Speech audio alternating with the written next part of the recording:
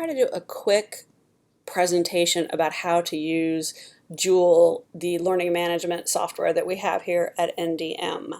So when you go in to start using Joule after you get your access information, you just bring up whatever browser you're using and go to the Notre Dame of Maryland University website. And you're going to go under Resources for Faculty and Staff, click on Joule, and then click Login. Just go ahead and put in your information.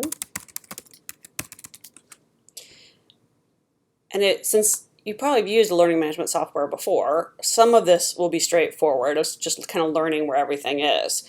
So the first thing is you go to navigation, and that's going to show you all the different courses that you have. And so I'm just going to use the course that I'm doing right now, which is my summer 511 class that I'm teaching. So you just click on the class that you want to work in. You'll see that editing is off, and I've obviously already been working on this. So you just click editing is on. So now you can start working in your course. You'll always have bulletin information here, like if the system goes down or if you've posted an announcement, upcoming events. Your quick compose new email is here on the right hand side, all that great kind of stuff. So obviously, just like every other learning management software, it's divided into kind of chunk sections. So I'm going to go down to a new section so you can kind of see what I'm working on. I'm going to have to delete it so my students don't see it. But so here I come down to a new topic. So you would go to edit. You can see that it's hidden. Go to edit, and I'm going to just edit the topic. I'm going to leave it hidden so my students don't see it. But whenever you get done working in the section and you want your students to be able to see it, you would go to show topic, click that, and it would actually come up and it will now look like it's active. But I'm just going to edit the topic, which means I want to change the name.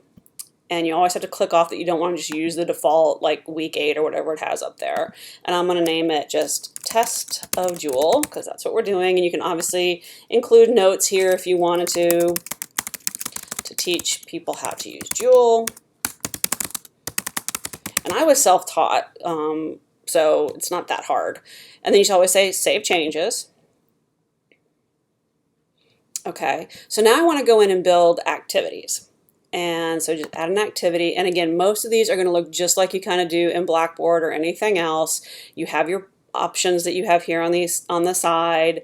If you're using just the basics, you can give them an assignment that you want them to work on. You can do a Turn-It-In assignment, which means you're going to have them submit to that box. It will go automatically to Turn-It-In. I'll show you that on a different tutorial. And then I'll show you how you can grade it with rubrics too. But this tutorial is just for the very basic stuff. So then you can add things like a file or a URL. So I'm going to add a file because I want to put, let's say, a syllabus in here. You just click Add. Give it a name. So course syllabus. And then you can drag and drop a file in. You just click on, either drag and drop it in, or you can select a file, choose it, excuse me. I'm not going to put anything in because I'm going to try to email this to you, so I'm trying to keep it as simple as possible. But then you would just hit Save and Return to Course. Okay, but I'm going to hit Cancel.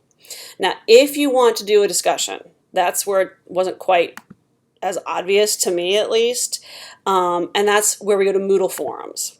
All right, so you click Moodle Rooms Forum, add it. And this is where you're going to allow them to post. So you create the name, put the question you want them to answer. You can have options if you click on all these, like when they can post, how it's going to be graded, all that kind of stuff. And if you're grading it, you need to tell it that you want to do like a point system or whatever system you're using for grading. You can restrict access, whatever you want to do. But that's how you do your basic discussion that we all use in all of our different classes. And so you can see up here, let me just go up here to a discussion that we had so you can see how it looks. What I've done is, in this one, I have my discussion section. It was about New York Times versus Sullivan.